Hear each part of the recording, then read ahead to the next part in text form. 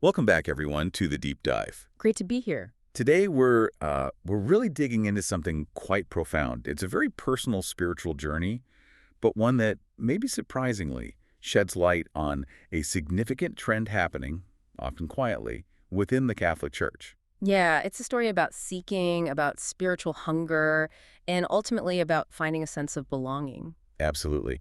And as always, we're aiming to peel back the layers. Our source for today's fascinating material, the story that really forms the heart of our discussion, comes from www.epistles.online. A really interesting platform. They focus on spiritual insights, testimonies. They do. And they Right. seem committed to sharing these powerful, often very personal accounts. This particular story we found there really struck us. It felt raw, honest, and just resonated deeply. It feels like it captures something important. It really does. So our mission today, our deep dive, is to explore the specific experience of this one young man, Epistles. Online highlighted his story as particularly poignant. But we want to use his journey as a lens. Right, to understand maybe a broader spiritual longing that many others might be feeling. Exactly. So get ready, because I think we'll uncover some unexpected connections, maybe some aha moments about what truly nourishes the human spirit. Let's get into it. Okay.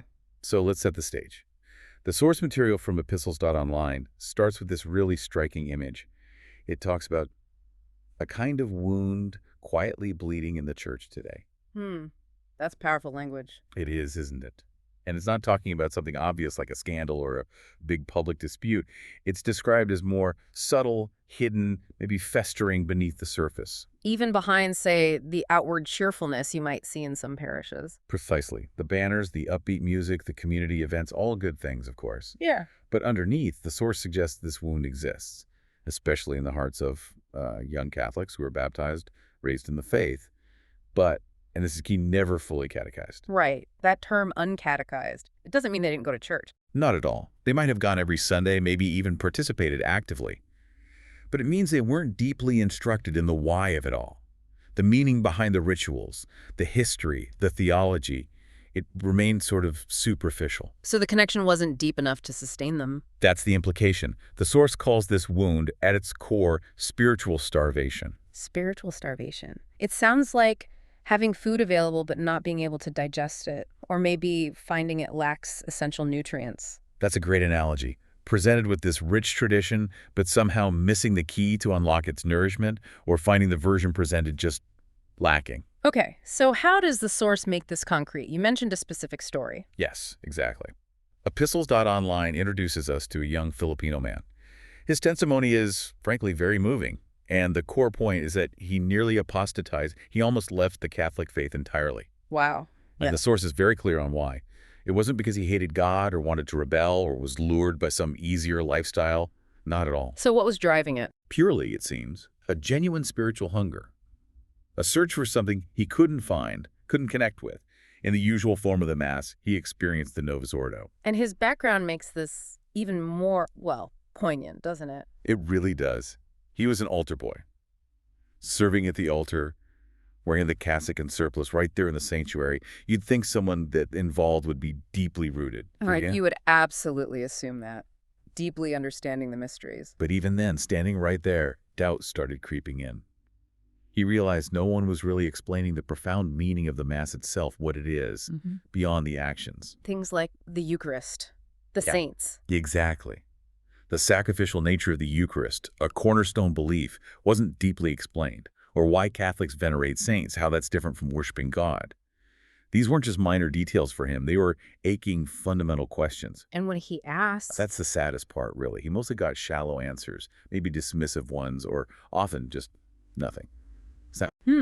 So he's physically present, participating, but inwardly just starving for meaning. Precisely. It paints this picture of real spiritual isolation, even within the community. It really makes you wonder, doesn't it? What happens when the very place meant to feed your faith leaves you hungry for answers? It absolutely does. And what's fascinating here, picking up on that idea of spiritual starvation, is how the source defines it.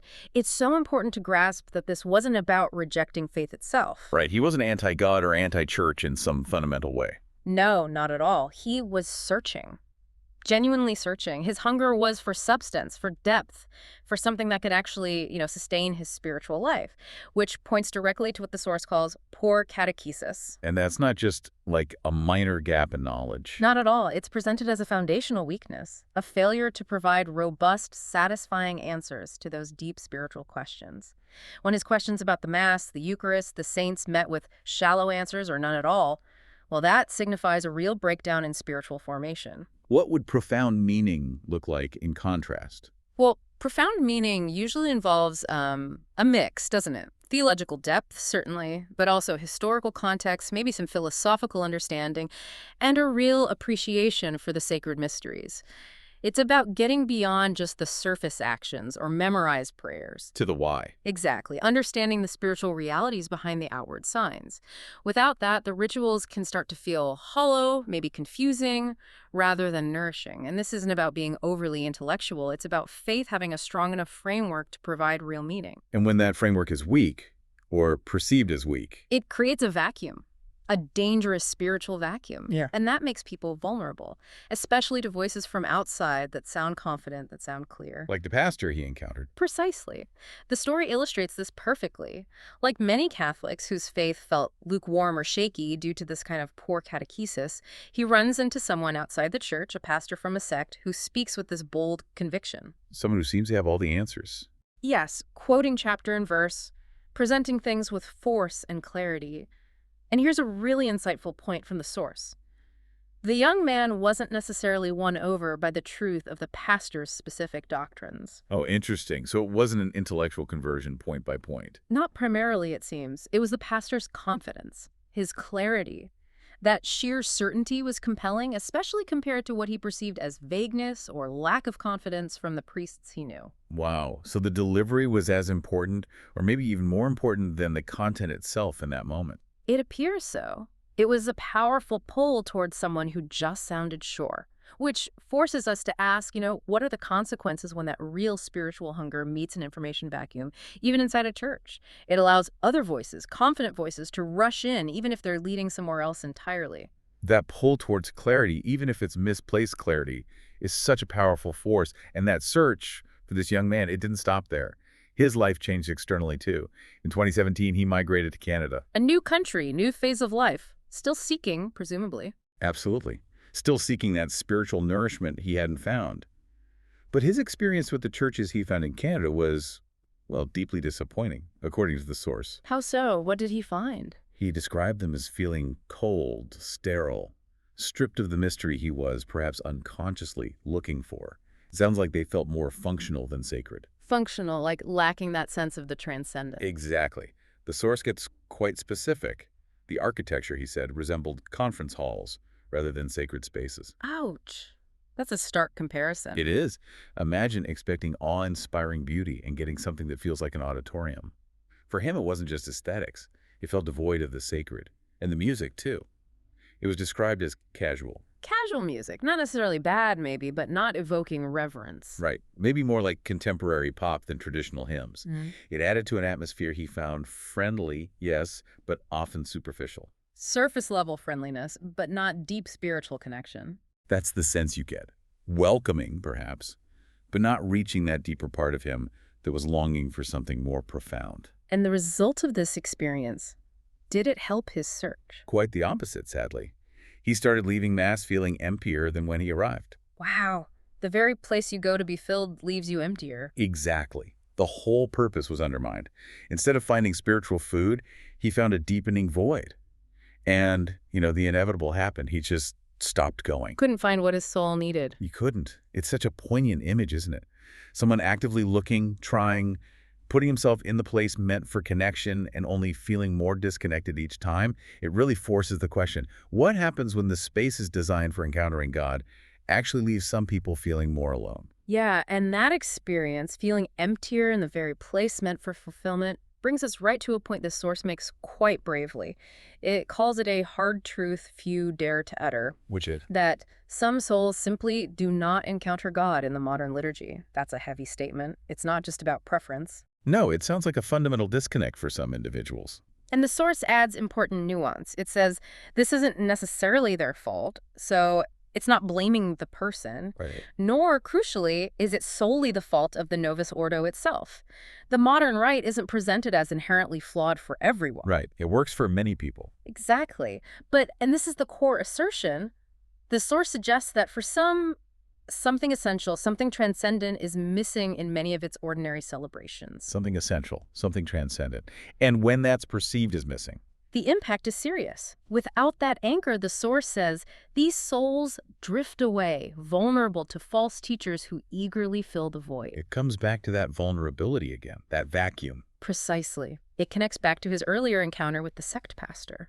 If that spiritual hunger isn't met within the church, the hunger for reverence, for beauty, for transcendence, people might look elsewhere, often to those offering certainty, even if it's false certainty. It makes sense. People need to feel fed spiritually. And the young man's honesty here is really insightful. After becoming disillusioned in Canada, he actually did explore alternatives for a while. He believed he might find truth outside the church. So he actively looked elsewhere. Yes, perhaps drawn by that same confidence he saw earlier. But here's the key part. What he found there also left him equally empty. Wow. So even the alternatives didn't satisfy that deeper longing. Apparently not. Which powerfully suggests his search wasn't just for any spiritual feeling, but for something very specific, something authentically sacred and transcendent that resonated with a deep, perhaps innate yearning. So he keeps hitting this wall, feeling emptier after each attempt. That must have been incredibly difficult. Absolutely. It highlights just how profound that unfulfilled longing was and the challenging spot someone is in when they feel spiritually adrift like that. It really is a tough place to be. But then the story takes a turn, doesn't it?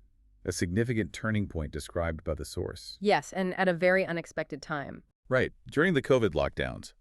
He's confined, maybe more reflective, probably yearning for connection more than ever. And he stumbled upon videos of the traditional Latin Mass online. Just stumbled upon them, serendipity almost. It seems like it. In a world shut down, the technology that kept us apart in some ways also connected him to something ancient, something timeless. And what was his first reaction, given his background? This part is so telling. The source says, at first he wondered if it was even Catholic. Really? That shows how different it must have seemed from everything he knew. Exactly. It underscores the perceived gap between the liturgy he grew up with and this ancient rite. But crucially, he didn't just click away, he kept watching. And he watched in awe. In awe. So an immediate, deep resonance despite the unfamiliarity. That's the sense. And the source paints this vivid picture of what drew him in. He saw the priest and people turn together toward the altar of God. Ad orientem, facing east, symbolically, a different orientation than priest-facing people. Right. It visually shifts the focus. Everyone together facing God. Then there was the solemn silence.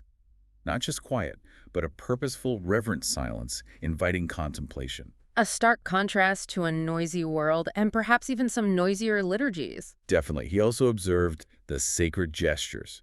Precise, ancient movements carrying symbolic weight. A kind of body language of reverence. Conveying meaning without words. And then, the Latin prayers rising like incense. Even though he didn't understand the Latin initially, it conveyed universality, timelessness. And that image prayers rising like incense suggests a direct offering to the divine. A very powerful sensory and spiritual experience, even through a screen. Incredibly powerful. And all this, watched from home during lockdown, led to this huge realization for him. He put it very simply but profoundly, the Mass felt as though it was actually about God again. Wow, actually about God again. That phrase says so much about what he felt was missing before. It really does. He clarified that what he found wasn't entertainment, it wasn't primarily community building, it wasn't sentimental hymns, it was worship and sacrifice. Yeah. The absolute core of the Mass, presented in a way that felt unapologetically focused on the divine. He saw its essence laid bare. Yes, and it connected with him instantly. It makes you think, doesn't it? For Uh-huh. you, the listener, what would it be like to encounter something unfamiliar, maybe even strange at first, but have it immediately resonate with a part of your soul that's been starving? A part you maybe didn't even know was hungry until it tasted real food. It's a compelling question, and it's fascinating to try and unpack why those specific elements The silence, the gestures, the orientation, the Latin resonated so strongly, especially just through videos. Right. What was it about them? Well, that solemn silence, for instance, it's not just dead air. It's cultivated space for interiority, for contemplation. It allows the soul to quiet down and actually focus on the sacred without constant external noise. Creating space for God, Yeah. essentially. Exactly. And the sacred gestures, performed with that ancient precision, along with the Latin prayers, even if not understood word for word initially, they contribute to a heightened sense of the transcendent, of mystery. It feels set apart from the everyday. It does. And that act of everyone, priest and people, turning together toward the altar, the ad orientem posture, it physically orients the entire community towards God. It visually reinforces that God is the center, not us, not even the priest himself as a personality. The focus is clearly shifted. Right. All these elements work together to create an atmosphere of intense reverence, an experience of the holy. It draws you into worship that feels deeply God-centered, communicating meaning through aesthetics and atmosphere, not just words. And this wasn't just a fleeting feeling for him, was it? It led to something more. No, definitely not. That initial spark from the videos ignited a deeper journey. The source mentions he began studying the ancient liturgy and the timeless moral teachings that have all but disappeared from many pulpits. So he dove into the substance behind the form. Yes. This wasn't just about liking the look or feel. It was an intellectual and spiritual engagement with the tradition, the history, the doctrine that he hadn't really encountered before. Yeah. It shows a real hunger for rigor, for clarity, for that solid moral grounding he felt was present in the TLM and its associated teachings. It suggests that for some, maybe many, spiritual nourishment needs that intellectual component too. I think that's right. And this study led him to what the source calls his most powerful realization, which is really the crux of his whole journey. What was that? He realized he had nearly left the church, not because the church failed him, but because the church he knew had been gutted of beauty and reverence. Gutted of beauty and reverence. That's a really strong statement. Yeah. And a crucial distinction. It is. He wasn't rejecting the church as an institution or its core beliefs or its divine origin. He was reacting to the way that faith was being expressed liturgically as he experienced it. He felt that essential elements, beauty, reverence, mystery, that clear focus on the transcendent had been stripped away. And that gutting created the void. Exactly. It left him spiritually malnourished, even while technically in the church. And, as the source points out very sharply, into that vacuum stepped the voices of men eager to pull Catholics away from Rome. It loops back again to that vulnerability, the danger when those needs aren't met. Precisely. It connects back to the sect pastor. When legitimate spiritual needs for beauty, reverence, transcendence aren't met at home, spiritually speaking, people become susceptible to alternatives that promise to fill that void. For this young man, the TLM filled that vacuum with something he found authentic and deeply satisfying. It really forces a question, doesn't it? What role do these things, aesthetics, reverence, a tangible sense of the sacred, actually play in keeping people connected to their faith, especially those searching for deeper meaning? It certainly suggests that for many, these aren't just nice extras or matters of taste. They might be fundamental to how they experience God and stay connected to the church. They might be essential nourishment. That phrase, gutted of beauty and reverence, it really does make you pause. It reframes his whole near departure, not as choosing against Catholicism, but as desperately searching for something essential he felt was missing. Search for nourishment. Exactly.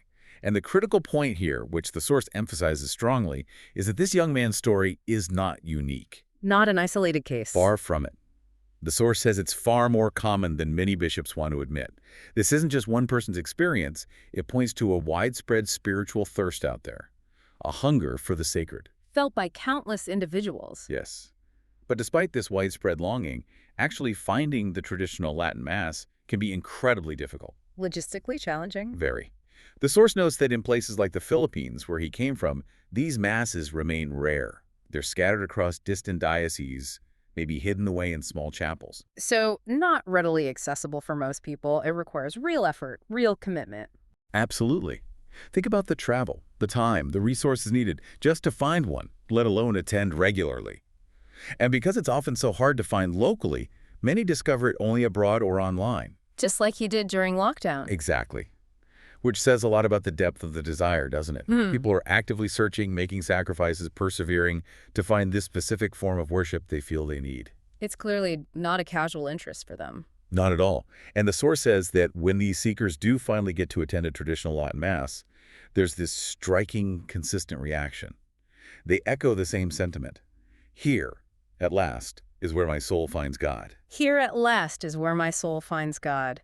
That's incredibly powerful. It's a declaration of arrival. It really is. Finding a spiritual home after perhaps a long and difficult search, it's not just saying I like this style better. It's saying this feeds my soul in a way nothing else has. A profound spiritual resonance. So what does this mean for you, the listener? It underlines that this isn't just one anecdote or some niche preference of a tiny group. It's presented as a shared, deep longing felt by many who find this particular liturgy uniquely enables them to connect with God in a vital, life-giving way. And connecting this to the bigger picture, the source, epistles.online, doesn't just tell the story, it delivers a very direct message based on it. Aimed at the church leadership. Yes, specifically addressing the bishops in the Philippines and indeed around the world. It's an appeal, really. It urges them to know that there are millions of Catholics who feel as this young man feels. Millions. That frames it not as a fringe issue, but potentially a significant pastoral reality. Exactly. It's positioning this not as a small group of outliers, but as a substantial segment of the faithful whose spiritual needs might not be fully met by the more common liturgical forms. And does the source characterize these Catholics further? How do they see themselves? Yes, and this is important. It directly counters potential negative labels. It quotes them as saying, "We are not disobedient. We are not nostalgic eccentrics. We are simply hungry for the sacred." That's a powerful self-definition. Not rebels, not people just stuck in the past. But people driven by a positive spiritual need. They desire to worship God in a way that nourishes our faith and lifts our hearts to heaven. It frames their attachment to the TLM not as stubbornness or mere preference, but as a matter of genuine spiritual sustenance and growth. Seeking a liturgy that effectively helps them encounter God. That's the core of it. And then the source delivers a warning, a very stark, sobering warning. Aimed at whom? Aimed directly at those bishops who have restricted or even eradicated the traditional Latin Mass in their diocese. Okay, what's the warning? It says, very pointedly, "Remember this sober truth. It is not a dead pontiff who will judge your actions, but the living God." Wow, that's invoking ultimate accountability. It shows how seriously these adherents view the availability of the TLM. Immensely seriously. They see restricting it not just as a policy decision, but as something potentially hindering souls from finding God, from flourishing. The gravity is immense in their view. And this leads to a plea. Yes, an urgent one. May you listen to these cries before more souls are lost. It suggests a potential spiritual crisis, people leaving not out of bad will, but out of sheer continued spiritual starvation because the form of worship that feeds them is unavailable. A desperate situation from their perspective. And the final statement from the source really drives home the profound, life-altering significance this Mass holds for them. For many of us, the traditional Latin Mass is not merely a preference. It has been, quite literally, our path back home. Our path back home. Not just something they like, but the actual way they reconnected, or perhaps truly connected for the first time, with their faith, a spiritual lifeline. Exactly. It underscores a transformative impact. Which leaves us with a really challenging thought, doesn't it? How do large institutions, especially religious ones with deep traditions, navigate this? How do they balance tradition and adaptation when faced with such diverse, deeply felt spiritual needs? Particularly when one specific form yields reports of such profound, specific nourishment for a significant number of people. What does that mean for the future of worship and pastoral care? That is definitely a provocative thought to end on. And it brings us to the close of another, I think, really insightful deep dive. We've followed a powerful story today from that initial spiritual hunger through disillusionment and finally to finding this profound, vital connection through the traditional Latin Mass. A journey that highlights the need for spiritual nourishment, the importance of reverence for many, and the varied paths people take. Absolutely. It challenges us to think about what feeds the soul.